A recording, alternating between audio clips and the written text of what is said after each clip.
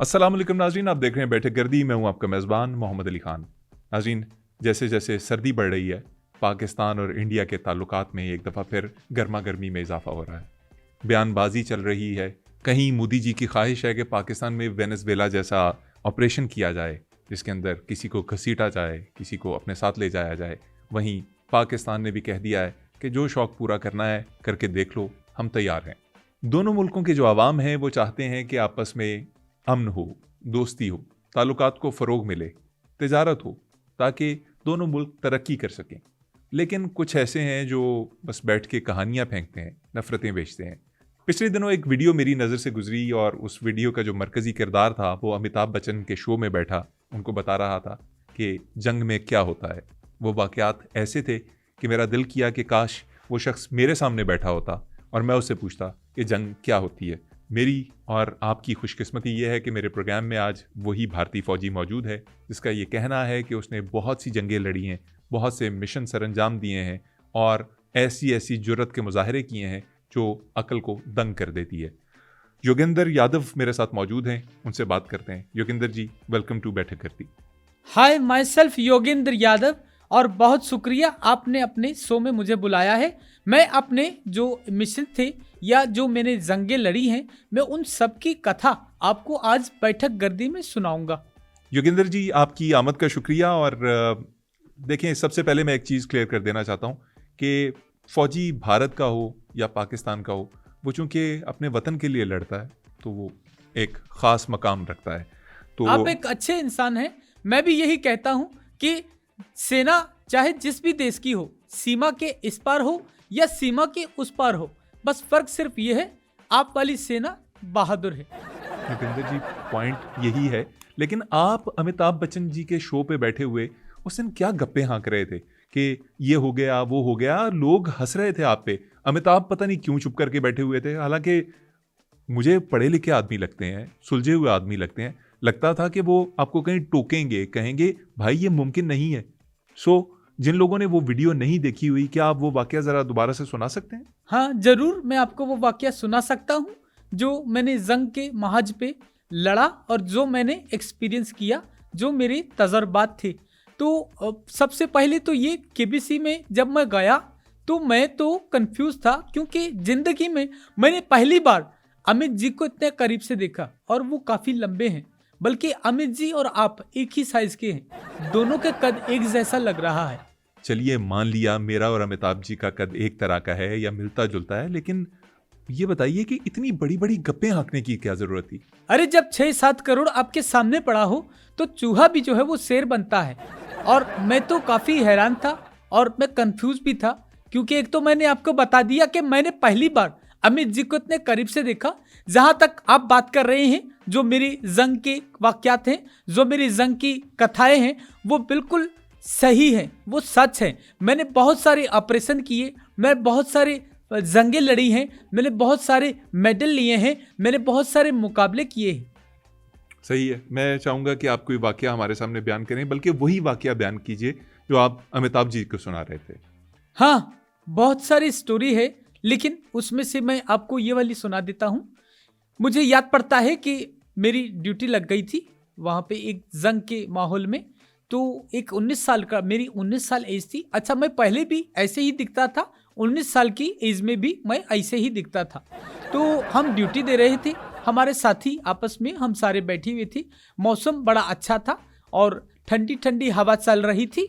हम लोग अपने मस्ती मजाक कर रहे थे और उसके बाद एकदम से एक फायर की आवाज़ आती है, तो हम सारे एकदम चौंक जाते हैं। हम लोग तैयार हो जाते हैं और हमें पता चल जाता है कि हमारे दुश्मन देश की जो सेना है, यानी पाकिस्तान की सेना है, उसने हम पे आक्रमण कर लिया है। तो सारे अपने अपने पोजीशन पे। का क्या मतलब है जी? हमला कहते हैं। अच्छा, हमला। तो आप हमला कहते हैं ना। आप मेरे शो पे बैठे हैं, जरा हिंदी थोड़ी सी वर्ड मेरे उर्दू थोड़ी साफ नहीं है, मैं हिंदी ही बात कर सकता हूँ। ठीक है, आप ये कह रहे हैं कि हमला कर दिया पाकिस्तानी फौज ने आप पे। पाकिस्तानी सेना ने जब हम पे हमला किया तो सारा एक उथल पुथल मच गया। हर बंदा अपने, हर सैनिक हमारा जवान अपने अपनी पोजीशन पे आ गया। तो उधर से देखा कि आपके सैनिक जो पाकिस्तानी है उन्होंने फायर करना शुरू कर दिए और इतने में हमारे जो आसपास के साथी थे वो सारे जख्मी हो गए, कोई मर गया, किसी का क्या हो गया, किसी का सर फट गया और मैं भी परेशान, मैं रोता रहा ये क्या हो गया कि मेरे साथी सारे जो है वो मर गए, अब मैं ही बचा हूँ। मैं भगवान से प्रार्थना कर रहा था कि मुझे एक चांस मिल जाए, मैं अपने सारे साथियों का बदला लूंगा और कम से कम मैं अपने हाई कमांड को ये सूचना दे दूं कि हम पे आक्रमण हो गया है पाकिस्तानी सेना की ओर से। तो इतने में क्या होता है, मैं खड़ा होता हूं, मैं ही बचा होता हूं, तो जो पाकिस्तानी सेना में से आपके 2 पाकिस्तानी सैनिक वो लांचर लेके सीधा मेरा निशाना लगाते हैं। तो मोहम्मद अली खान साहब, मैं इसमें कोई लंबी नहीं छोड़ूंगा। वो जब लांचर आपकी पाकिस्तानी सेना ने मेरी ओर मारा तो वो सीधा आके मेरे दिल पे लगा, ये जेब जो होती है यहाँ पर लगा और मैं गिर गया, मैं बेहोश हो गया, मुझे होश नहीं था। फिर थोड़ी देर बाद मुझे होश वापस आता है तो देखता हूँ वही पाकिस्तानी सेना आपके सैनिक मेरी ओर आते हैं और मुझे चेक करते हैं कि ये जिंदा है क्या मर गया है। नहीं सर, आप मरे क्यों नहीं? आपको जब रॉकेट लॉन्चर का डायरेक्ट आके रॉकेट लगा तो आप मरे क्यों नहीं? आपका जिस्म फटा क्यों नहीं? वो इसलिए कि मेरी जेब के अंदर 4 आने का सिक्का था जिसने मुझे बचा लिया। चवन्नी का जो सिक्का था वो मेरी जेब में था। चवन्नी के सिक्के से रॉकेट लॉन्चर कैसे रुक सकता है? आपने कौन बनेगा करोड़पति देखा? जी देखा है मैंने। उसमें रॉकेट लॉन्चर रुका था। हाँ, उसके अंदर तो रुका था। क्या आप अमिताभ बच्चन जी से बड़े होस्ट थे? नहीं, बिल्कुल नहीं, वो बहुत बड़े स्टार हैं, मैं उनके मुकाबले में कहाँ। तो जो इतने बड़े आर्टिस्ट हैं, इतने बड़े कलाकार हैं, उन्होंने इतराज नहीं किया, आपको क्या इतराज है? और ये कोई स्टोरी पहली बार नहीं सुना रहा मैं, ऐसा 36 दफा हो चुका है। चवन्नी के सिक्के से रॉकेट लॉन्चर रुक गया? हाँ रुक गया जी, रुक फटा गया। भी नहीं? नहीं फटा। ठीक है, और आप सिर्फ बेहोश हुए? मैं बेहोश हुआ, फिर उसके बाद मुझे थोड़ा होश आया तो मैं समझ रहा था होश आने के बाद भी कि योगेंद्र शायद तुम मर चुका है, लेकिन इतने में आपके 2 सैनिक जो पाकिस्तानी थे वो वापस आए, हर चेक कर रहे थे। बस मैं भगवान से प्रार्थना कर रहा था कि बस भगवान मेरे सर पे और सीने पे गोली ना मारे, बाकी मेरा ये हाथ काट दे, पैर काट दे, मेरा सर काट दे, मेरा तकिया बना दे, सरहाना बना दे, मैं बेयर कर लूंगा, मुझे बर्दाश्त होगा, लेकिन ये चीज ना हो। और वही हुआ, वो मेरे पास आए, उन्होंने मेरे एक हाथ पे गोली मारी, मेरा हाथ काम करना छोड़ दिया था और कंधे पे? हाँ, मेरे हाथ पे कंधे पे गोली मारी, एक मेरे पैर पे मारी। अच्छा, जब वो जाने लगे तो आपके पाकिस्तानी सेना का पैर मेरे पैर के साथ यूं टकराया तो मुझे आभास हुआ कि योगेंद्र मैं तो जिंदा हूं। मुझे पता चला, फिर मैंने कहा कि यार मौके का फायदा उठाऊं। योगेंद्र जी एक सेकंड, ये मैं आपको रोकूंगा, आप अपना वाकया कंप्लीट कर लीजिएगा। ये आपको 2 जगह पे गोलियां लगी हुई हैं और एक रॉकेट लॉन्चर लगा हुआ है सीने के ऊपर। हाँ, यहाँ से खून बह रहा होगा डेफिनेटली। हाँ, इधर से खून बह रहा था और इधर से भी रक्त बह रहा था। तो जब इतना खून बह रहा होता है तो इंसान डेफिनेटली होशो हवास से बेगाना हो जाता है, यानी हो सकता है कि बेहोश हो जाए। तो आपने खून को कैसे रोका? सबसे पहले तो मोहम्मद अली खान साहब जी, जब मुझे ये गोली लगी और लॉन्चर भी लगा था और मेरे पैर में भी जो हो गया था और रक्त बहुत निकल गया था, तो मुझे नजर तो कुछ नहीं आ रहा था, मैं बिल्कुल अंदाजे से काम कर रहा था। इत्तेफाक से उस दिन जो है मेरी जेब में मैंने देखा ये साइड पॉकेट में 2 रेवड़ियां भी पड़ी थी, सिक्किम से मैं लेकर आया था। वो आपको पता है कि जहाँ जख्म होता है तो वहाँ पे आप शुगर होता है ना, रेवड़ी वो आप लगाओ तो बॉडी को हील कर देता है, वो रक्त को रोक के रखता है। तो एक ये चीज मैंने अपने करके बचाव अपना कर दिया। रेवड़ियां जो चीनी से बनी हुई या गुड़ से बनी हुई रेवड़ियां थी जिन पे तिल लगे होते हैं, शुगर से बनती है जो, वो मैंने यहाँ लगा ली। वो आपने जख्म के अंदर डाल ली? जख्म के अंदर मैंने लगा ली और आपका जख्म हील हो गया? जख्म हील हो गया। और इतने में मुझे फिर मुझे टाइम और मिल गया, मैंने वो प्राप्त किया, वो वक्त जो मुझे मिल गया था। उसके बाद मैंने क्या किया कि वो जब आके करीब आके चेक कर रहे थे, उन्होंने वाकई में जो प्रार्थना कर रहा था कि उन्होंने फिर जो गोलियां मारी थी, जब वापस वो पलटे, जब आपके सीना जाने ये लगा कि आप मर गए। उन्होंने देखा कि मर गया, मैं जिंदा था लेकिन मैंने मरने का नाटक किया।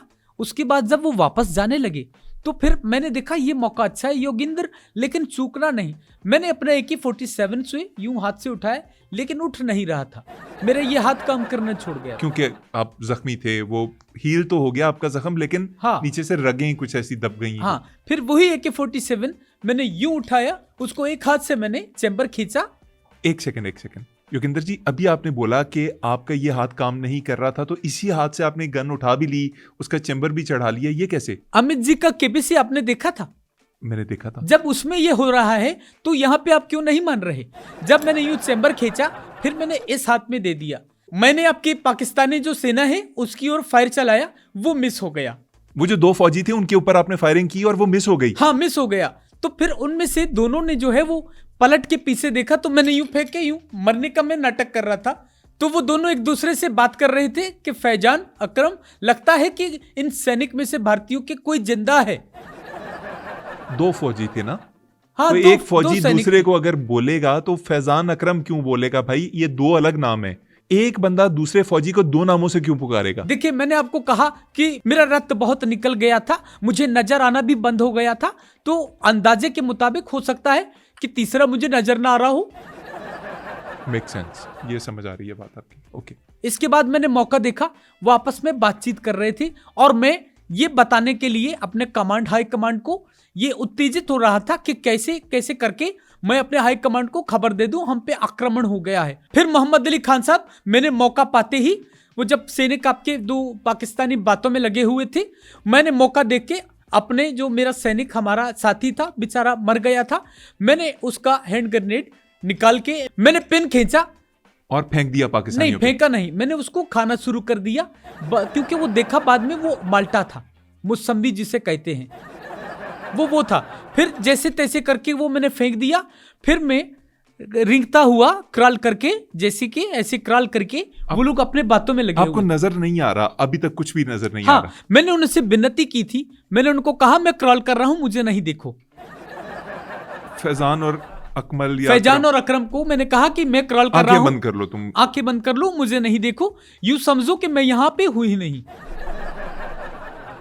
ठीक है। फिर मैं क्रॉल करके गया, उसके बाद मेरा दूसरा साथी दूसरी ओर था, मैंने उसका हैंड ग्रेनेड लिया, मैं सीधा हो गया, मैंने हैंड ग्रेनेड का पिन निकाल के फिर यूं फेंका। जब मैंने फेंका तो आपका जो फैजान था उसने देख लिया कि मेरी ओर ग्रेनेड आ रहा है, वो साइड पे हो गया, ग्रेनेड जो है वो पीछे जाके जाया हो गया। फैजान की आंखें बंद थीं, आपने करवाई थीं, तो उसे कैसे पता चला कि आपने हैंड ग्रेनेड फेंका है? देखिए, फैजान ने चीटिंग की थी, मैंने जब उसको बोला कि आप आंखें बंद करो, मैं क्रॉल कर रहा हूं, उसने आंखें यूं करके हल्की सी बंद की थी। ये देखिए, ऐसे मुझे दिख रहा है, ये ऐसे मैं आपको भी देख सकता हूँ। ये आपका कैमरामैन गंदी हरकत क्यों कर रहा है? योगिंदर जी, आगे क्या हुआ? आगे ये हुआ कि फिर मैंने देखा कि एक ग्रेनेड तो योगिंदर जाया हो गया, अब क्या करें, अब तो आप फंस गए हो। लेकिन फिर मैंने प्रार्थना की भगवान से कि मुझे एक और मौका मिले, फिर मैं इन लोगों को देख लेता हूँ, मैंने अपने सैनिकों का बदला तो लेना है, किसी भी हार में जरूरी लेना है। इतने में क्या हुआ, मैं खड़ा हो गया, मैंने कहा आज या तो आर है या फिर पार है। तो उन दोनों ने मुझे खड़ा होते हुए देखा और बोला यही था जो जिंदा था, यही कर रहा था। उन्होंने मेरी ओर एक ग्रेनेड फेंका, मैंने ग्रेनेड यूं करके इस तरफ फेंक दिया, लेकिन गलती ये हो गई कि हमारा ही देश का, हमारा ही हेलीकॉप्टर आ रहा था, वो ग्रेनेड उसके ऊपर चला गया और वो तबाह हो गया, वो नष्ट हो गया। वो आपकी मदद करने आ रहा था हेलीकॉप्टर? हाँ, वो हमारी हेल्प करने आ रहा था, लेकिन वो नष्ट हो गया। फिर फैजान और अकरम ने देखा कि ये तो फिर बच गया है, फिर उन्होंने एक और लॉन्चर मारा। जब दूसरा लॉन्चर आया मेरी ओर, तो मैंने वो लॉन्चर दांतों से पकड़ के इस ओर फेंक दिया। तो बचत हो गई? नहीं, गलती हो गई, क्योंकि इस ओर हमारा दूसरा मोर्चा था जिसके अंदर 150-200 हमारे सैनिक थे, वो सारे लपेटे में आ गए। उसके बाद क्या हुआ? उसके बाद मोहम्मद अली खान साहब, फैजान और अकरम मेरी तरफ आए और उन्होंने हाथ मिलाया और मुझे कहा कि हमारा यही मिशन था, हमने चौकी तबाह करनी थी, वो तो हो गई। इसके बाद वो वहां से चले गए। इसके बाद आपने क्या किया? वो जा रहे होंगे, आपने पीछे से फिर कोई वार कर दिया होगा, कोई चीज मार दी होगी, गोली चला दी होगी? नहीं, पीछे से वार नहीं किया, हमने ये किया कि जब वो चले गई हम भी ठंडे हो गए, लेकिन हम चूंकि काफी जख्मी थे, हम रिंग के जैसे तैसे करके, मैंने कहा कि एक नाला जा रहा था 50 फुट का, वो नाला जो है उसके अंदर हमने जंप मारी, सिर्फ इसलिए कि हम सेना को अपने जाके सूचना दें, अपने हाई कमांड को, कि ये हो गया है, मुठभेड़ हो गया है, और हमने अपने सेना को बचाने की कोशिश की, लेकिन किसी को हम बचा नहीं पाए, हम खुद बच के आ गए। तो जब मैं अपने हाई कमांड के टेंट के वहां पहुंचा, जैसे तैसे रिंग। योगेंद्र जी, एक सेकंड दे दीजिए मुझे, मैंने किसी बंदे को सलूट करना है, और वो सलूट है अमिताभ बच्चन जी आपके लिए, कि आपने अपने शो के अंदर ये झूठी कहानी इतने पक्के मुंह से सुनी है कि मतलब सैल्यूट टू यू सर। मतलब एक दफ़ा भी आपके मुंह से हंसी नहीं निकली, आपने उस बंदे को रोका नहीं, ये जो कहानी सुना रहे थे, ये सर कमाल है। आप एक्टर हैं, आप बर्रे सगीर के सबसे बड़े एक्टर हैं सर। Sir please continue. अच्छा, मैंने देखा है कि आपने बहुत ज्यादा लंबा थैंक यू कर दिया है। सर बनता था, इससे ज्यादा लंबा बनता था, एक प्रोग्राम पूरा अमिताभ जी के साथ बनता था। अच्छा, आप जब आगे पहुंचे अपने हाई कमांड के पास, वो तैरते तैरते फिर क्या हुआ? हाँ, तो जैसे तैसे करके मैं क्रॉल करके अपने हेडक्वार्टर पहुंचा। और आपको पता है कि कारगिल में तो बहुत ज्यादा ठंड होती है, बर्फ होती है। तो मैं तो काफी दफा इनको मना कर चुका था, क्योंकि मैं तो ठंड का प्राणी नहीं हूँ। मैं राजस्थान या जो रेगिस्तान वाला एरिया होता है वहां पर मैंने ज्यादा वो किया। पोस्टिंग नहीं करवाना चाह रहे थे? मैं नहीं कराना चाह रहा था, लेकिन फिर भी एक 19 साल का जो लड़का होता है उसकी नहीं सुनी जाती। मेरी पोस्टिंग यहाँ हो गई, तो मैंने उनसे कहा कि ठंड में मुझे जो है नमूनिया हो जाता है, मुझे पैसाब बार बार आता है, तो मैं ये नहीं कर सकता। क्या बार बार आता? पैसा क्या? नहीं, मैं कह रहा हूँ पैसाब। पेशाब कहना चाह रहे हैं? वाह वाह, आपके मुंह से कितना सुंदर निकला है पैसाब। अच्छा, तो वो करके जैसे मैं पहुंचा, मेरे हाई कमांड हमारे बहुत जो हमारे सीनियर थे, उन्होंने पूछा कि तुम्हें क्या हुआ है। मैं तो अपने होश में नहीं था, लेकिन थोड़ा थोड़ा मुझे आवाज आ रहा था, तो मुझे गर्म करने की कोशिश की। हीटर मुझ पे लगा दिया, कंबल मेरे को ओढ़ा दिए। लेकिन फिर मैंने अपने हाई कमांड का जो सीनियर होता है, मैंने उनसे कहा कि कमांडर साहब, मैं ऐसे गर्म नहीं होऊंगा, आप यहाँ पे नूरा फतेही का इंतजाम करें। तो उन्होंने आगे से कहा कि मैं तेरा सीनियर हूँ, कोई नहीं हूँ। आपने ये बोला अपने सीनियर को? हाँ, मैंने उनसे कह दिया, क्योंकि मुझे ज्यादा गर्माइश चाहिए थी। आप शायद इसलिए बच गए हों कि आप उस वक्त हाइपोथर्मिया के शिकार थे। हाँ, और मैंने एक अपने ही देश की हमारी फिल्म है, कोई 5-6 दफा सीन हो गया है कि किसी गांव में अगर कोई महिला जैसी सर्दी में अगर वो बेहोश हो जाती है, तो एक हीरो बचा के उसको ले आता है एक बाबा के पास। तो मैंने वो सीन देख रखा था कि अगर कोई महिला जैसे किसी फिल्म में एक ठंडे इलाके में जो बीमार हो जाती है, तो उसको एक बाबा के पास हीरो ले जाता है। तो बाबा इलाज करता है, लेकिन बाबा कहता है नहीं, इसको सिर्फ ठीक कर सकती है तो जिस्म की गर्मी ही ठीक कर सकती है। तो मैं भी वही सोच रहा था। मैंने उससे कहा कि मुझे नूरा फतेही आप ला के दो, मैं गर्म हो जाऊंगा।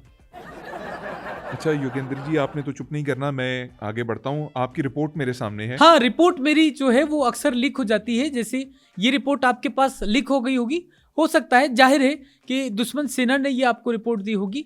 इसके अंदर मेरा बहुत सारे प्रॉब्लम है। मेरा यूरिन का मसला है और मेरा मसाने का मसला है, दिल थोड़ा कमजोर है, शुगर भी है और मुझे जिगर का भी प्रॉब्लम है। सर आपकी आर्मी की रिपोर्ट मेरे सामने पैसा बार बार आता है। भाईजान, मैं आपकी आर्मी की रिपोर्ट की बात कर रहा हूँ, आपकी जो फाइल है। अच्छा, वो वाली है, मिशन वाली आपकी है। Career history. अच्छा, आपने मेरे मिशन की रिपोर्ट मुझे बता रहे हैं? हाँ जी, वही बता रहा हूँ। अच्छा, मैं समझा कि आप दूसरी वाली मेरी जो बीमारियां हैं उसकी रिपोर्ट बता रहे हैं। नहीं, मुझे क्या जरूरत है, आपकी बीमारियां सबको नजर आ रही हैं। वैसे इतनी बीमारियां आपको हुई क्यों हैं? देखिए, मैं 17 साल का था तो मैंने ये आर्मी को ज्वाइन किया था।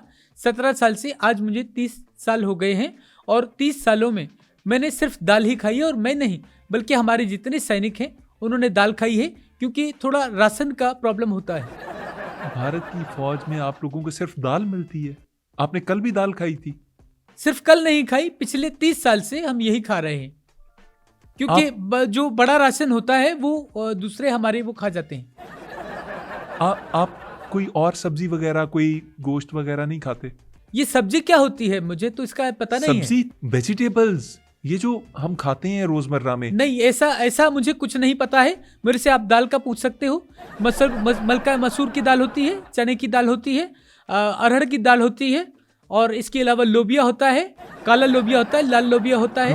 रुक जाइए। वो मैं समझ गया, आपके पास सारी दालों की रिपोर्ट है, दालें आपको पता है कि कौन कौन सी हैं, लेकिन वाकई आपने कभी सब्जी नहीं खाई? नहीं, कभी नहीं। हमें तो सब्जी का पता नहीं, बल्कि हमसे नरेंद्र मोदी जी ने ये वादा हमसे किया है कि अगर आप पाकिस्तान पे यदि कब्जा कर लोगे तो आपके दाल के साथ हम आलू भी देंगे। तो अब आलू लेने के लिए हम जो है वो कर रहे हैं, आगे फाइट कर रहे हैं। आप जब फाइट करते हैं, आलू तो आपको हम देते हैं, ये तो बात सही कह रहे हैं आप। चलिए, मुझे अब जरा अपनी मिशन रिपोर्ट की तरफ आने दीजिए। आपकी रिपोर्ट और आपकी जो फाइल है उसके अंदर लिखा है कि आपने 225 फील्ड मिशन किए हैं। हाँ, फील्ड नहीं, ये आप गलत कर रहे हैं, फील्ड मिशन नहीं किए। फील्ड मिशन लिखा हुआ है सर। नहीं, ये आप गलत कह रहे हैं, ये फील्ड मिशन नहीं है, ये फील्ड मिशन है। 225 फील्ड मिशन है तो कामयाब कितने हुए? दुर्भाग्य से एक भी नहीं हुआ। अच्छा, आपकी फाइल में मजीद लिखा है कि आपकी 6 गिरफ्तारियां हैं, 6 बार आप पाकिस्तानी फौज के हाथों या इदारों के हाथों गिरफ्तार हुए हैं। हाँ, मैं मानता हूं, मैं गर्व से मानता हूं कि मैं पाकिस्तानी सेना के हाथों 6 बार गिरफ्तार हुआ, गर्व से कहता हूं। 6 दफा आप गिरफ्तार हुए हैं पाकिस्तानी अथॉरिटीज के हाथों, और आगे लिखा हुआ है 8 दफा आप फरार हुए हैं। अगर आप 6 दफा गिरफ्तार हुए हैं तो 8 दफा फरार कैसे हो सकते हैं? 2 दफा मैं अपने सेना से भागा था। 2 दफा इंडियन आर्मी से भागे हैं। 2 दफा अपनी ही सेना से तंग आके मैं भाग गया था। आप मुझे जरा अहवाल बताएंगे, ये 6 गिरफ्तारियों का आप 6 दफा पाकिस्तान में गिरफ्तार कैसे हुए? वैसे तो मेरे सारे मिशन जो हैं वो खतरनाक ही हैं, लेकिन मैं आपको चंद चंद बता देता हूं थोड़ा थोड़ा। पहले जो मेरा मिशन था वो मैंने बड़ा सटीकता के साथ किया। मैं मुंबई से मुझे जगह मिली कि मैंने पाकिस्तान जाना है। मुझे एक गटर दिया गया था, मैंने उसमें डुबकी लगाई, क्योंकि किसी और अगर रास्ते से जाते तो मैं पकड़ा जाता। गटर में जब डुबकी लगाई तो मैं दूसरी ओर जब निकला तो देख के मैं हैरान हो गया कि हर बंदा हिंदी बोल रहा है और उनके कपड़े भी वैसे हैं और वो बात भी जैसे इंडियन होता है, हमारे देश के लोग वैसे बात कर रहे हैं। मैं खुश हो गया और मुझे गर्व हुआ कि देखो पाकिस्तान में हमारे इंडिया देश के कितने एजेंट आ गए हैं। तो बाद में मुझे आकर किसी ने बताया कि आप दिल्ली निकल आए हो। आप अपने ही मुल्क में निकल आए दोबारा से? नहीं, ऐसा नहीं हुआ। फिर जब ये मैंने सुना कि मैं अपने ही देश में आ गया तो मैंने वापस उस गटर में डुबकी लगाई और फिर मैं समंदर की ओर जो है, अपना समंदर जो है उसकी ओर से मैं पाकिस्तान आया। पाकिस्तान जब मैं आया तो मैं लाहौर निकला। लाहौर जब मैं आया, लाहौर पहुंच गया तो वहां पर मैंने देखा कि मेरे पीछे एक कुत्ता लग गया और मैं घबरा गया। और घबरा के तो मैंने आपका ये मरियम नवाज शरीफ साहिबा हैं, उन्होंने कोई एक पैनिक बटन ईजाद किया है वहाँ पे लाहौर में। तो वो पैनिक बटन मैं मदद के लिए मैंने वो दबा दिया। इतने में पुलिस आ गई, कुत्ता डर के भाग गया और पुलिस ने जब पूछताछ की तो फिर यही निकला कि मेरा सारा आइडेंटिटी ये वो कि एजेंट है, मुझे उन्होंने गिरफ्तार कर लिया। आपको पता है वो पैनिक बटन किसके लिए है? वो जो कोई मुसीबत में होता है उसके लिए है जनाब, वो खवातीन के लिए है पैनिक बटन। देखिए, पैनिक ही होता है, चाहे वो मर्द हो, औरत हो, पाकिस्तानी हो, हिंदुस्तानी हो, पैनिक ही होता है। तो पहली दफा आप जो पकड़े गए वो कुत्ते से बचने के चक्कर में आप पैनिक बटन दबाते हुए पकड़े गए, ठीक है। दूसरी दफा क्या हुआ? हाँ, दूसरी बार जो मेरा मिशन था, जो मुझे मिला था, वो ये था कि जब मैं पाकिस्तान मुझे दोबारा से छोड़ा गया तो मैं एक बाजार में मुझे छोड़ा गया। वहाँ पे बहुत लोग खरीदारी कर रहे थे तो मैं भी वहाँ पर लोगों में घुल मिल सा गया। लेकिन मैंने देखा एक व्यक्ति मुझे गौर से देख रहा है। शख्स, व्यक्ति मतलब शख्स? हाँ, तो मुझे ये शक होने लगा कि शायद इसको पता चल गया है कि मैं एजेंट हूँ। किसी को कैसे पता चल सकता है कि आप एजेंट हैं? उसने क्या किया, मेरे पास आया, मुझे कहा कि ये कान में बाली क्यों पहनी है। अच्छा, आपने कान में बाली पहनी हुई हाँ, थी? मैं टॉप्स करता था ना। मैंने कहा हाँ, शौक से पहनता हूँ, मेरा ये शौक है।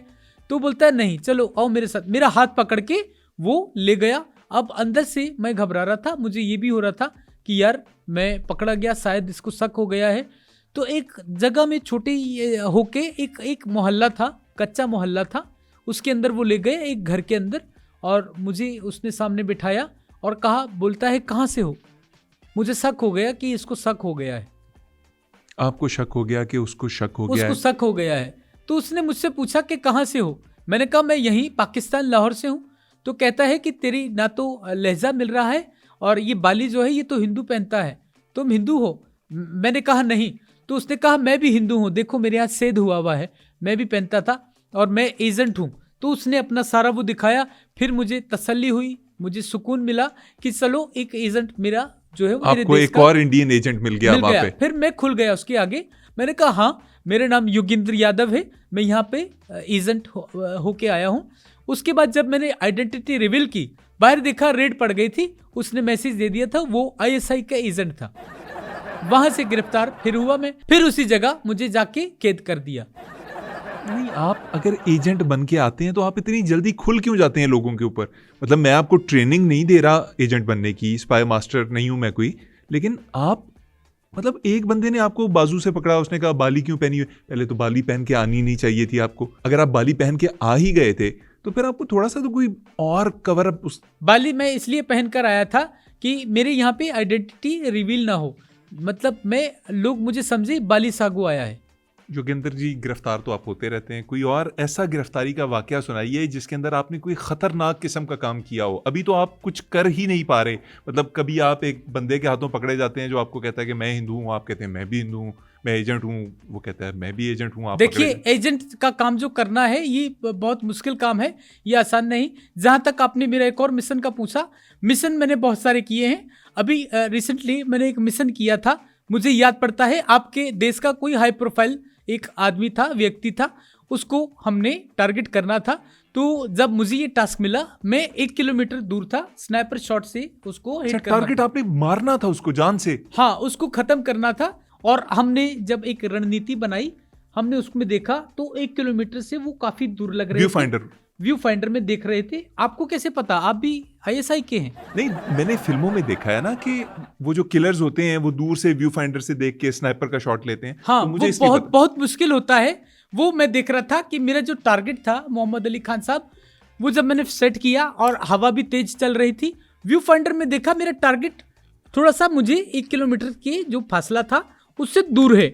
आपको लगा कि वो गोली नहीं लगेगी? वो नहीं लगेगी और ये मेरा टारगेट मुझसे मिस हो सकता है। फिर हवा चल रही थी और फिर गोली का भी एक देखना चाहिए होता है, उसकी वो जो उसकी ट्रैजेक्टरी होती है, गोली नीचे को भी आती है, डेफिनेटली आपको उसका वो तय करना होता होगा। हाँ, तो वो डिस्टेंस मैंने मैंने माइंड में मेजर कर लिया। फिर मैंने स्नाइपर को थोड़ा और आगे चला गया करके देख के, फिर करीब गया, फिर मैंने देखा व्यू फाइंडर में वो व्यक्ति अभी भी मजीद दूर था। यानी कि अब भी मैंने सोचा कि योगेंद्र, अब भी आप अगर स्नाइपर का फायर मारोगे तो वो लगेगा नहीं, हो सकता है कि टारगेट मिस हो जाए। फिर मैंने और आगे कर दिया, फिर ऐसे करते करते करते अच्छा, मुझे ये लग रहा है जैसे ये वन चांस मिशन है जिसके अंदर एक ही गोली चला सकते हैं आप। हमें एक ही, जो हमारे जो मिशन वाले हैं वो हमें एक ही गोली उन्होंने दिया था और उन्होंने कहा था कि योगेंद्र ये एक ही गोली है और इसमें तुमने अपना टारगेट अचीव करना है। वैसे तो मैं एक व्यक्ति को 3 सेकंड में भी मार सकता हूँ। मैं किस हिसाब से सुनूंगा। अभी ये मुझे बताइए कि वो आपने कैसे मारा उसको, वो पाकिस्तानी जो था, वो आप फिर करीब गए थोड़े से तो फिर आपने गोली चला दी? हाँ, मैंने गोली नहीं चलाई, अभी गोली नहीं चली। अभी तो अब मैं चूंकि उसको तय नहीं कर पा रहा, उसका और मेरा जो क्या कहते हैं, डिस्टेंस कहते हैं इंग्लिश में, वो बहुत ज्यादा था। तो करते करते मैं करीब चला गया व्यू फाइंडर में देखते देखते। और फिर एक समय ऐसा आया मोहम्मद अली खान साहब, जैसे ही मैं जो है वो अपना टारगेट सेट कर रहा था तो मुझे आके यहाँ से आपके पुलिस वालों ने पकड़ लिया एकदम से और व्यू फाइंडर यूं हटाया, देखा व्यक्ति मेरे सामने खड़ा था। आपका टारगेट बिल्कुल आपके सामने खड़ा था? मेरे सामने खड़ा था टारगेट। ये कैसे हो सकता है? आपने व्यू फाइंडर में देखा, आप कह रहे थे कि अभी फासला इतना था कि गोली नहीं चल सकती थी। नहीं चल सकती थी। जब मैंने व्यू फाइंडर को चेक किया तो दुर्भाग्य से वो मैंने उल्टा लगा लिया था, इस वजह से वो लग रहा था कि बहुत ज्यादा दूर है। वो तो शुक्र है आपके पुलिस ने जो है वो आकर पकड़ लिया, वरना मैं उससे आगे जाके जो है वो गोली चला देता।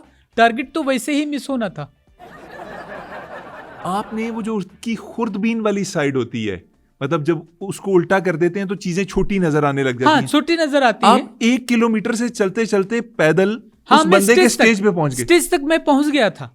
स्टेज तक मैं जैसे ही पहुंचा हूं तो आपके जो है वो पुलिस वाले ने मुझे पकड़ लिया। वहां पे मेरा मिशन फेल हुआ। उसके बाद गिरफ्तार करके मुझे उधर ही ले गए जहां मुझे अक्सर वो हर बार ले जाते हैं। हर बार मतलब आप 3 दफा तो गिरफ्तार हो चुके हैं अभी तक? हाँ, वहीं पे वो रखते हैं। आपको एजेंट किसने बनाया, मुझे सिर्फ ये बता दें। देखिए, एजेंट जो हमें बनाया है वो हमारी बहादुरी और हमारी किस्मत ने हमें बनाया है। मोहल्ले में हम या स्कूल में हम देखते थे कि हम मार बहुत खाते थे। हम मतलब हर बच्चा हमें मार रहा है, मोहल्ले में भी मार रहा है। तो हमारे मोहल्ले में एक बाबा थे, उन्होंने कहा कि यार तुम इतना मार खाते हो, तुम इंडियन आर्मी में चले जाओ। फिर वहां से हमने ये शुरू किया। मुझे आप ना एक अच्छे खासे स्टूपिड आदमी लग रहे हैं। उसकी रीजन पता है क्या है? I am really sorry. देखिए, सेना होती है, चाहे देश की भी हो, रिस्पेक्ट सेना की होती है, चाहे सरहद के इस पार हो या सरहद की उस पार हो, and you have to be respect a soldier. I am saying this quite respectfully sir, कि मुझे आपकी बातें स्टुपिडिटी की बातें लगती हैं। आपने अभी जो शर्ट के ऊपर आपके जो नेम टैग लगा हुआ है उसके ऊपर नीता लिखा हुआ है, आपका नाम योगेंद्र यादव है। हाँ, आपकी शर्ट के ऊपर नीता क्यों लिखा हुआ है? आपको तो अपनी शर्ट के ऊपर टैग लगाना नहीं आया। ये हमने इसलिए लगाया है यदि हमें कोई देखकर हमें पहचान ना सके। हम अपनी सेना के अंदर भी एजेंट हैं। बहुत सारे सैनिकों को ये लगता है मेरा नाम नीता है। आपके जो दूसरे इंडियन फौजी हैं हाँ। वो आपको नीता कहते हैं। हाँ, नीता कहते हैं, लेकिन हमारा जो नाम है वो योगेंद्र है। आपका नाम योगेंद्र है लेकिन लोग आपको नीता कहते हैं। हाँ जी, क्यों नहीं, क्योंकि देखिए हमारे देश इंडिया में दो ही लोग पूरे जनता को बेवकूफ बना रहे हैं, एक तो नीता और दूसरा नेता। आई गेट इट, ठीक है। मुझे ये बताइए कोई और फ्लॉप मिशन आपका, ये जो आपके 225 फेल्ड मिशन थे उनमें से कोई और? हाँ, एक मिशन हमें और याद है कि जब हमें एक और मिशन के लिए इन्होंने भेजा यहाँ पाकिस्तान, तो हम GHQ में हमें एक चीज करनी थी। GHQ में? हाँ, GHQ में, जैसे हमारा GHQ है वैसे आपका भी GHQ है। वहां पे हमें एक ट्रांसमीटर उनकी बातें रिकॉर्ड करने के लिए लगाना था। तो जैसे तैसे करके हम पाइप के जरिए, बिल्कुल, क्योंकि हमारे अंदर ये क्षमता भी है, हम पाइप से भी चले जाते हैं। ये सैनिटरी पाइप्स जो होते हैं, हाँ, उससे हम चले जाते हैं। अच्छा, जैसे तैसे करके हमने बग वहां पे लगा दिया, ट्रांसमीटर हमारे पास था। GHQ में आपने लगा दिया बग? हाँ, मैंने लगा दिया। और जब कर हम मोहम्मद अली खान साहब लगा के आए तो हम अपनी जगह पे, जो हमारी लोकेशन थी, वहां पे हम पहुंच गए। वहां पे हमने बोलना शुरू किया अपने हाई कमांड से राब्ता करके, hello hello 124, this is your agent Yogendra here, high command, hello, are you listening, code 520879, hello. तो फिर वहां से आवाज आना शुरू हुई। अच्छा, दूसरी तरफ से हाई कमांड से आपका राब्ता हो गया, आपने उन्हें अपना कोड नेम बताया, फिर उन्होंने ये कोई कंफर्मेशन भी होती है कि आगे वाला बंदा वही है जिसे आप बात करना चाह रहे हैं? हाँ, वो बताता है। फिर उसने अपना कोड बताया, उन्होंने अपना कोड बता दिया। फिर उन्होंने मुझसे पूछा कि योगेंद्र, मिशन कंप्लीट हो गया? मैंने कहा हाँ जी, मिशन कंप्लीट हो गया, और ट्रांसमीटर बग जो है वो मैं GHQ में छोड़ के आ गया हूँ। अब वहां पे सारी उनकी जो बातें हैं वो हमें सुनाई देंगी। आपको वो पता चल जाएगा कि पाकिस्तान अगला क्या साजिश कर रहा है या क्या प्लान बना के बैठा है हमारे देश के खिलाफ। और ये बताइए कमांडर साहब कि हमारे जो 22 लोग पाकिस्तान आने थे उनके डिटेल क्या है, वो मुझे आप बता दीजिए ताकि हम लोग उसका आगे सुविधा का वो कर लें। और कमांडर साहब, दूसरी बात ये बताइएगा कि जो राफेल नष्ट हुए थे क्या वो रिपेयर हो गए हैं? योगेंद्र जी, अब आ रहा ना आपकी बातें सुनने का मजा, ये है आपका असल मिशन। हाँ। अच्छा, फिर उन्होंने आपसे बातें की? हाँ, उन्होंने मुझसे बातें की और मुझे सारा तो आपने वो GHQ से कोई आवाज आना शुरू हुई, आपने कोई मिशन स्टेटस आपको पता चला कि वो ट्रांसमीटर ने ट्रांसमिट करना शुरू किया? क्या बातें कर रहे थे फौजी आपस में? हाँ, आवाज नहीं आ रही थी अभी, शायद वहां पे वो छुट्टी पे थे, कोई था नहीं, कमरा खाली होगा, वो GHQ खाली होगा, वो जिस कमरे में हमने लगाया है। तो उसके बाद हमने देखा, इंतजार किया, तब तक हम अपने कमांडर से बात कर रहे थे। फिर इतने में देखा कि दरवाजा टूटा और पाकिस्तानी सेना ने आके हमें फिर से गिरफ्तार कर लिया। पाकिस्तानी सेना ने फिर आके गिरफ्तार कर दिया? यार, इस दफा तो आप मिशन कंप्लीट करके आए हैं, इस दफा क्या गलती हो गई आपसे? वो जो ट्रांसमीटर था वो हम उल्टा लगाए थे, इस वजह से। क्या मतलब उल्टा से क्या मुराद? वहां हम गलती से रिसीवर लगाए थे GHQ में, ट्रांसमीटर हमारे पास था, तो हमारी जो जितनी बातें हो रही थी वो सारी उधर GHQ में सुनी जा रही थी। यार, आप कौन आदमी हैं? आप किस किस्म के एजेंट हैं? आपको पता नहीं है ट्रांसमीटर में और रिसीवर में क्या फर्क होता है? देखिए, एक सैनिक जो होता है वो अपने मिशन पे ध्यान देता है, और वो मिशन हमने जैसे तैसे करके वो किया है। अब वो चाहे कामयाब हुआ है या नाकाम हुआ है, कर तो दिया है हमने, ये सबसे बड़ी बात होती है। ट्रांसमीटर, रिसीवर, फर्क नहीं पता? भाई, दोनों देखने में एक तरह के ही लगते हैं, इस वजह से कंफ्यूजन हो जाता है। मुझे हैरत होती है, आप अभी तक जिंदा क्यों हैं? अभी बहुत मिशन बाकी हैं, बहुत मिशन, तभी तो हम जिंदा हैं, अभी बहुत मिशन करने हैं। यार, मुझे आपके ना मिशंस की, आपकी जिंदगी की, आपके मकसद की समझ ही नहीं आ रही। मुझे ये बताएं, आप अभी भी किसी मिशन पे हैं? हाँ, हम अभी भी एक मिशन पे हैं, और वो सीक्रेट मिशन है, और वो मिशन हम आपको कभी नहीं बताएंगे कि क्या मिशन है। वो मिशन आप मुझे ना बताएं, मैं पूछना भी नहीं चाहूंगा वो मिशन क्या है। लेकिन अगर आप मिशन पे हैं तो आप मेरे शो के अंदर आके पब्लिक में बैठे हुए ये इंटरव्यू क्यों दे रहे हैं? भाई देखिए, हर बार जब हम यहाँ पे आते हैं मिशन करने के लिए, कभी ना कभी हम पकड़े ही जाते हैं। तो इससे पहले हमने पकड़े ही जाना है, तो खुला के हमने सोचा कि आपके पास आके शो में हम बता दें, पकड़े तो हम वैसे भी जाएंगे। यार देखिए, मेरी बात सुने, फौज जो होती है उसमें जोश की तो जरूरत होती है, थोड़ी सी होश की भी जरूरत होती है। आपके पास क्या सिर्फ जोश ही है? आप में होश नाम की कोई चीज नहीं, अकल नहीं है? अच्छा, एक मजे की बात आपको बताएं, बताइए। हम में जोश भी नहीं है। कोई और मिशन सुनाइए सर। एक मिशन हमें याद है, ये सारे मिशन करने के बाद, क्योंकि हर बार हम गिरफ्तार हुए हैं। एक और मिशन है जो बहुत खतरनाक था। आपके कोई हाई वैल्यू टारगेट को हमने उसके जीप के नीचे बॉम्ब फिट करना था। हमें टारगेट मिल गया, हम एक जगह पे पहुंच गए और जीप खड़ी हुई थी। आपके कोई कमांडर साहब थे, उनके जीप के नीचे बॉम्ब लगाना था।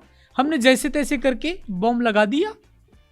उसके बाद हम वापस आ गए और उसके एक रेडियस होता है, जैसे 300 मीटर के दायरे के अंदर आपको सर्कल में आपको होना चाहिए। ठीक है। तो हम चूंकि मिशन मैंने जो भी दिया है, मैं अपना भेस बदलता हूँ हर बार। तो जब हम फिट कर रहे थे, वो फिट करने के बाद मैंने कबूतर का भेस बदला हुआ था और मैं बम फिट करके बैठ गया। अब मैं इंतजार कर रहा हूँ कि आपका कमांडर साहब जो है वो जीप की तरफ आएगा। इंतजार कर रहा हूँ। इतने में एक झपट्टा आया और मैं जख्मी हो गया। झपट्टा कहाँ से आ गया आप पे? पीछे कोई बहुत बड़ा बिल्ला था, उसने आके मुझ पे हमला किया। लेकिन जैसे तैसे करके मैंने उस बिल्ले को मार दिया। उसके बाद मैं देखा कि आपका कर्नल साहब आ रहा है। कर्नल साहब जैसे ही गाड़ी में बैठे हैं जीप में और वो चले गए। वो जैसे ही कर्नल साहब आपके आगे गए हैं, मैंने बटन दबाया, गाड़ी फट गई? नहीं, मेरा हाथ फट गया। अब ये देखिए, ये हाथ कैसे फट गया? हाथ इसलिए फट गया कि गलती ये हुई, मैं जल्दी में बम यहाँ पे अपने पास रिमोट समझ के रखा और जो रिमोट था वो मैंने जीप के नीचे लगा दिया। उन्होंने सीसीटीवी में देख लिया था, क्योंकि कमांडर है, उन्होंने वो बटन दबा दिया, मेरा हाथ जाया हो गया। ये नकली है, यहाँ तक होता है, ये ऐसे होता है, बस इससे ज़्यादा नहीं होता। और भी इस तरह के बेशुमार मिशंस होंगे आपके जिसके अंदर आप नाकाम हुए होंगे। अब तो मुझे आपकी नाकामियां सुन के ना आप पे अफसोस होने लग गया है। कोई और सुना दीजिए। देखिए, एक सैनिक चाहे जिस देश का भी हो, सीमा के इस पार का सैनिक हो या सीमा के उस पार का सैनिक हो, मैंने सुन लिया है भाईजान, मैंने 2-3 मैं सुन चुका हूँ। ये मैंने ही बात शुरू की थी, मेरी गलती है। मैंने गलती से आपके सामने ये बात कह दी कि फौजी इस साइड का हो, उस साइड का हो, वो देश के लिए लड़ता है, उसकी इज्जत करनी चाहिए। नहीं तो आप बताइए कि सैनिक अपने देश के लिए नहीं लड़ता? सर यही तो मसला है। मुझे लग रहा है कि आप हमारे देश के लिए लड़ रहे हैं। यह मैं चुप हो जाता हूँ, मेरे पास अल्फाज नहीं है। गलती भूल चूक हो जाती है, इतने सारे मिशन होते हैं, मिक्स हो जाता है, कोई बड़ी बात नहीं है। आपने अभी एक बात की, आपने कहा आपने भेस बदल के भी आने की कोशिश की हमारे हाँ, मुल्क में। भेस बहुत कोई ऐसा वाकया जिसमें आपने भेस बदला हो और आप गिरफ्तारी से तकरीबन बच गए हो? मेरा एक मिशन था, जैसे बहुत सारे ऐसे मिशन हुए। एक दफा फिर मुझे पाकिस्तान छोड़ा गया, तो हेलीकॉप्टर में हमें लेकर आया गया हेलीकॉप्टर में। तो वो सीमा के आसपास ही हमें उतरना था। तो सारे लोग जंप कर रहे थे अपने अपने मिशन कंप्लीट करने के लिए। मैं चूंकि आपको पता है एक टॉप का मैं एजेंट हूँ, मेरे मिशन भी हैं, मेरे सबसे ज़्यादा मिशन है। तो मैं, लेकिन कामयाब कोई नहीं है, वो एक अलग बात है। कामयाब हुआ कि नहीं, मिशन किया तो ये सबसे बड़ी बात है। तो मैं अपने बारी का इंतजार कर रहा था कि मैं कब कूदूंगा। मैं दिल में प्रार्थना कर रहा था, मैं सोच रहा था कि मेरे ये मिशन कैसा होगा, ये मिशन ऐसा होगा, ये भगवान ऐसा हो जाए, ऐसा हो जाए तो ये हो जाएगा। ये करते करते तो मैंने फिर जब जंप मारा, मैं जमीन पे डायरेक्ट जाके गिर गया। पैराशूट नहीं खुला आपका? नहीं, देखिए दुर्भाग्य से मैंने तब जंप मारा जब हमारा हेलीकॉप्टर दोबारा अपने बेस पे लैंड कर गया था। सारे तो चले गए थे, जंप मार लेते, मैं थोड़ा लेट हो गया। मैं चूंकि सोच रहा था कि यार ये मिशन हो जाएगा तो ये होगा, ऐसा होगा, ये अवार्ड मिलेगा। चोट लगी आपको? हाँ, चोट लगी। चोट मतलब ज्यादा फासला तो नहीं होगा हेलीकॉप्टर का और जमीन का, तो आपको चोट क्यों लगी? हाँ, हमने बहुत जोश में जंप लगाई थी। कंक्रीट का जमीन था, वहां पे हम मुंह के बल जाके जो है वो गिरे थे। उसके बाद फिर भेस बदल के हम सीमा की तरफ, अब मिशन तो हमें करना था, तो भेस बदल के हम सीमा की तरफ निकल गए, ऐसे रेंगते रेंगते चल के। इस बार क्या भेष बदला था आपने? हमने मगरमच्छ का भेष, घड़ियाल का भेष जो है वो बदला था, और ये बदल के हम आपके सीमा के पार चले मगरमच्छ का गए। भेष कोई कैसे बदल सकता है? मगरमच्छ तो एक बिल्कुल मुख्तलिफ रेंगने वाला जानवर है। नहीं, मैंने मखौटा पहना था उसका, मगरमच्छ का। मखौटा पहन लिया आपने, मास्क पहन लिया, और आप आगे बढ़ने लगे पाकिस्तान की सरहद के जाने। हाँ, जब हमने सेना जो है, आपकी जो सीमा है पाकिस्तानी, जब हम उसमें प्रवेश कर गए तो वहां पर 8 पाकिस्तानी मगरमच्छ थे। 8 पाकिस्तानी मगरमच्छ? तो इसमें क्या प्रॉब्लम है? आप भी मगरमच्छ, वो भी मगरमच्छ, आप आगे बढ़ जाते। प्रॉब्लम यह हुआ कि हमसे मिस्टेक हो गया, क्योंकि हर बार हम कहीं ना कहीं मिशन में गलती कर देते थे। हमने जो मगरमच्छी का मखौटा था वो पहन लिया था, और प्रजनन का सीजन भी चल रहा था, तो 8 मगरमच्छों ने हमें गर्भवती कर दिया, प्रजनन करके। गर्भवती कर दिया आपको? मैं गर्भवती का यह मतलब बोलना भी नहीं चाहूंगा, जो मैं समझ रहा हूं अगर वही है, लेकिन 8 पाकिस्तानी मगरमच्छों ने आपके ऊपर ये हमला किया, हाँ, ये वाला, और आपने उफ तक नहीं की? नहीं, हम चूंकि हम जोश में थे और हमारा सारा फोकस हमारे मिशन पे था। हम एक ही चीज ऊंची ऊंची आवाज में गा रहे थे, और क्योंकि हम जोश में थे, हम गा रहे थे कि मेरा मुल्क, मेरा देश, मेरा ये वतन, शांति का, उन्नति का, प्यार का चमन। इतने में क्या हुआ कि दूर से कोई एक किसान था, कोई बाबा जी थे, उन्होंने देखा कि ये मगरमच्छ गाना गा रहा है, वो भी इंडिया का गाना गा रहा है, भारत का गाना गा रहा है। उसने जो है पाकिस्तानी सेना को सूचना दी, पाकिस्तानी सेना आई और हमें फिर से गिरफ्तार कर लिया। लेकिन अपने मिशन से हम चूके नहीं, हम अपना मिशन पूरा करते थे। वो एक अलग बात है कि वो मिशन नाकाम हो जाता था, कोई बात नहीं। छोड़िए मिशंस को, आप मुझे ये बताइए कि आप पाकिस्तानी अथॉरिटीज के कब्जे से भागते कैसे थे? देखिए, उसका 2-3 तरीके होते थे।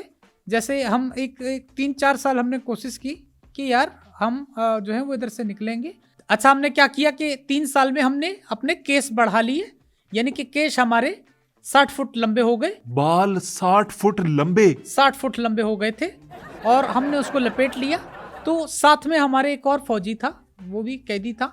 तो ये 60 फुट के बाल आप लेके जब फिरते थे उधर कैद खाने में, तो लोगों को पता नहीं चलता होगा कि इतने लंबे बाल हैं, कोई मकसद है इनके पीछे? क्या करते थे आप? नहीं, शक ही नहीं गया, क्योंकि यदि जब भी कोई चेक करने आता था तो हम वहां पे एक रोशनी होती थी, रोशनी के साथ एक अंधेरे वाली जगह होती थी, तो हम मुंह यूं कर देते थे और अपना सारा केस जो है वो पीछे रख देते थे, तो नजर नहीं आता था। मकसद आपका ये था कि आप उन बालों की रस्सी बनाएंगे? आपको कैसे पता? मतलब बाल लंबे करने की और कोई रीजन समझ तो नहीं आ रही। नहीं, हमने भागना था ना, हमने वहां से निकल कर जाना था। तो जब हमने अपने केश से रस्सी बनाना शुरू की तो बराबर में एक और कैदी था। उसने हमसे पूछा, भाई आप क्या करते हो? मैंने कहा, मैं तो कैद हूँ, मैं निकलने के लिए तैयारी कर रहा हूँ यहाँ से, आज रात बल्लू बलराम इस जेल से फुर। तो उसने एक गंदी सी गाली दी और कहा कि अबे कि ये बेसमेंट है जहाँ पे तुम्हें कैद किया हुआ है। फिर वहाँ पे हम नाकाम हुए। इतने में सायरन बजना शुरू हो गया और वापस वो आए, आपके सैनिक जो थे, उन्होंने हमें जो है वो वहाँ से निकाल के दूसरी जगह पे शिफ्ट कर दिया। और फिर वहाँ पे एक बड़े अफसर साहब आए, उन्होंने हमें देखा और यूं चमाट लगा के बोला, चल निकल भाग जा।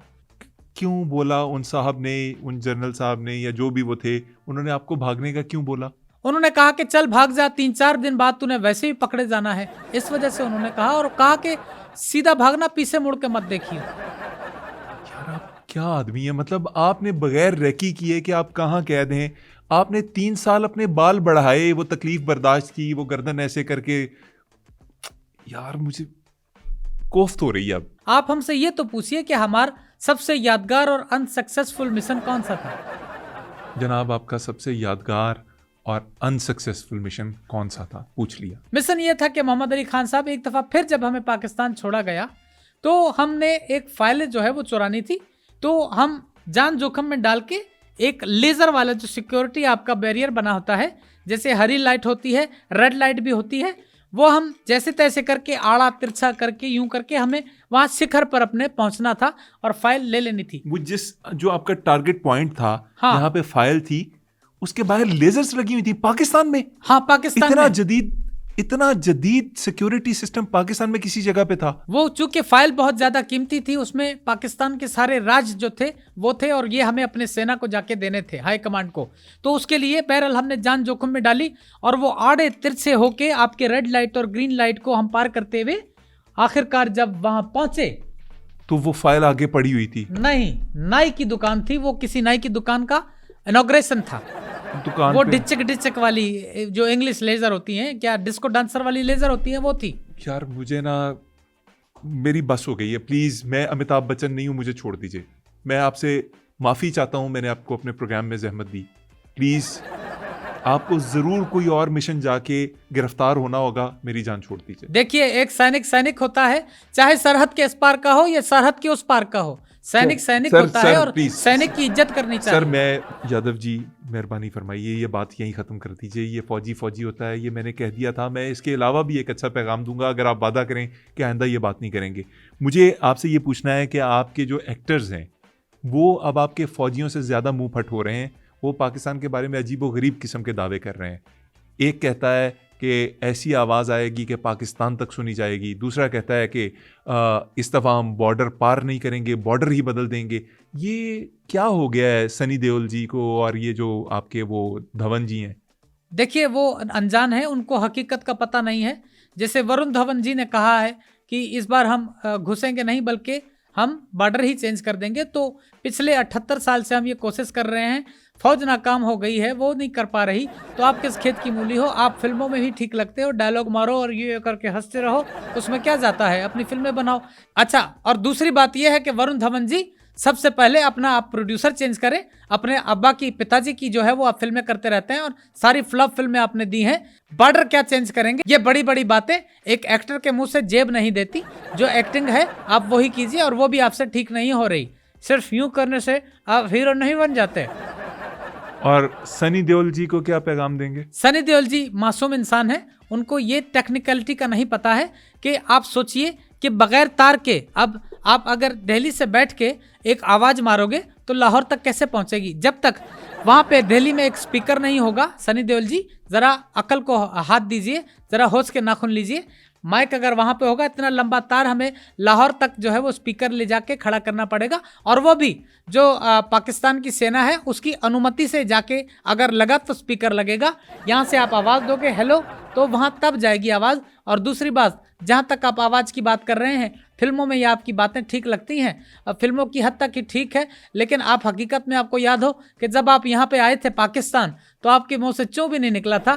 तो बातें होती हैं, प्रैक्टिकल होता है, और ये एक सैनिक आपसे कह रहा है कि प्रैक्टिकल बहुत मुश्किल होता है। जनाब, ये थे योगेंद्र यादव जी, जिन्होंने 225 फील्ड मिशन, 6 गिरफ्तारियां और 8 फरार अपनी ज़िंदगी में देखे थे। और इन्होंने आखिर में बड़ी अच्छी बात की, उन एक्टर्स को ये पैगाम दिया बॉलीवुड के कि ये फिल्म नहीं है, ये ज़िंदगी और मौत है। जंग अहम चीज़ है, ख़ास चीज़ है, इसे किसी बुरे वक्त के लिए बचा के रखिए। अपना बुरा वक्त अपने करीब ना लाइए। जंग सिर्फ तबाही लेके आती है, ये खुशियों को आपसे छीनती है, और ये बात आप हमसे ज़्यादा बेहतर समझते हैं। अपने पॉलिटिशियंस को, अपने दोस्तों को, उन लोगों को जिनको जंग का जुनून है, समझाया कीजिए कि जंग अच्छी चीज़ नहीं है। सिर्फ इस पैगाम के साथ और इस रिक्वेस्ट के साथ कि हमारे इस चैनल को सब्सक्राइब कीजिए और हमारी वीडियोस को शेयर कीजिए के साथ इजाज़त चाहते हैं। अल्लाह ने के बाद। खान जी, आपको एक बात कहूँ? जी कहिए। मुझे बड़ी जोर का पेशाब आया हुआ है, यहाँ शौचालय है? शौचालय क्यों नहीं होगा, वो ऑफिस में इतने शौचालय हैं। यानी आपके यहाँ शौचालय है? जी बिल्कुल। पक्का? हाँ जी, सही बोल रहे हैं? जी शपथ कीजिए, कसम खाइए कि शौचालय है। कसम से। बहुत से वॉशरूम्स हैं यहाँ पे, चाहे जिसमें भी कर सकें, किसी में भी कर लीजिए। अच्छा।